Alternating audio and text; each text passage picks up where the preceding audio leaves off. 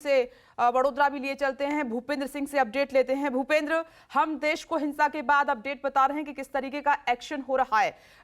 नेता तो एक दूसरे को उंगली दिखाई रहे हैं, एक दूसरे को जिम्मेदार ठहराई रहे हैं, लेकिन जमीन पर हालात क्या हैं?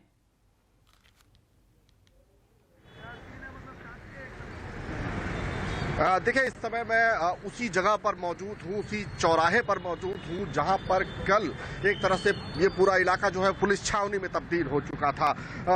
फतेहपुरा जो है ये इलाका है। इस समय आप देखिए पूरी तरह से गाड़ियों की आवाजाही एकदम सुचारू रूप से चल रही है। हालांकि पुलिस के कुछ लोग जो है यहाँ पर आपको जरूर एहतियातन तैनात दिखाई दे रहे हैं।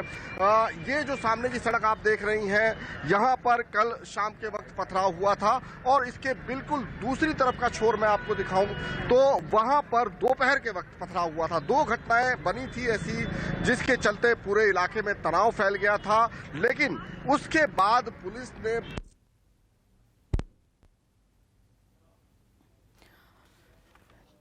चलिए, भूपेंद्र का नेटवर्क प्रॉब्लम है और उनसे संपर्क भी टूट गया। मैं दोबारा भूपेंद्र आऊंगी।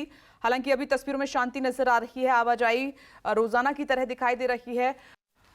भूपेंद्र सुबह की तस्वीर हमें दिखा रहे हैं। एक बार फिर से भूपेंद्र के पास ले चलते हैं। भूपेंद्र, नेटवर्क की वजह से आपकी बात अधूरी रह गई थी, जरा दिखाइए कि अब वहां पर सुबह की पिक्चर क्या नजर आ रही है।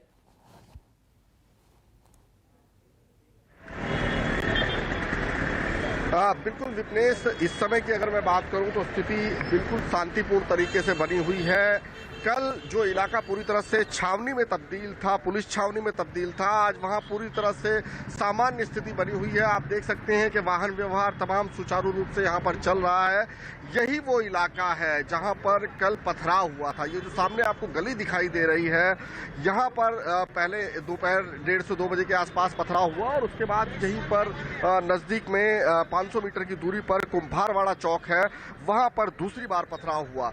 लेकिन इस पूरे घटना के बाद में बहुत ज्यादा तनाव हो गया, लेकिन पुलिस ने सख्ती दिखाते हुए पूरी बल की तैनाती की, लाठीचार्ज किया और स्थिति को काबू में लिया। और सबसे अहम बात कि कल रात भर इन इलाकों में पुलिस ने गश्त की है, पेट्रोलिंग की है, कॉम्बिंग की है और करीबन 20 से 22 लोगों को हिरासत में लिया है। इसके अलावा पुलिस सीसीटीवी के जरिए तमाम ऐसे उपद्रवियों को चिन्हित कर रही है जिन्होंने कल रामनवमी की शोभा यात्रा में खलल डालने की कोशिश की थी। करीबन 350 सीसीटीवी कैमरेज हैं जिनको खंगाले जा रहे हैं। और मैं बता दूं कि यहाँ पर सिस्टम के तहत गुजरात के गांधीनगर में त्रिनेत्र करके एक कंट्रोल एंड कमांड सेंटर बनाया गया है, जहां पर तमाम राज्य के सीसीटीवी जो है उसके मॉनिटर किए जाते हैं। खुद गृह राज्य मंत्री जो है उन्होंने स्थिति का जायजा लिया, पूरी नजर बनाए हुए रखे थे और अब पूरी तरह से उन उपद्रवियों को तलाशा जा रहा है, पूरी तरह से जांच की जा रही है कि आखिर शुरुआत कैसे हुई।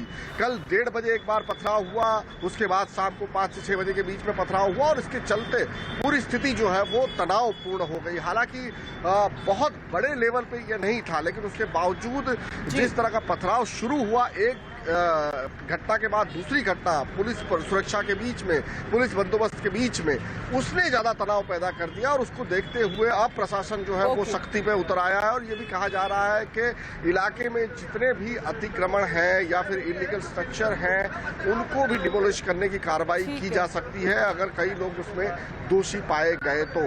हालांकि फिलहाल की अगर मैं बात करूं तो 20 से 22 लोगों को हिरासत में लिया जा चुका है। स्थिति पूरी तरह से नियंत्रण में है। ओके भूपेंद्र, आप नजर बनाए रखिएगा, जो है वो हर ऐसे हम आपसे अपडेट लेते रहेंगे। तो अभी स्थिति नियंत्रण में है, कुछ लोगों को हिरासत में भी लिया गया है, एक्शन की बड़ी तैयारी हो रही है। नमस्कार, मैं हूं मानक गुप्ता। अगर आपको हमारा ये वीडियो पसंद आया हो तो इसे लाइक और शेयर जरूर करें और हाँ, हमें सब्सक्राइब और फॉलो करना ना भूलें ताकि आप देश और दुनिया की कोई खबर मिस ना करें। तो जुड़े रहिए हमारे साथ और देखते रहिए News 24।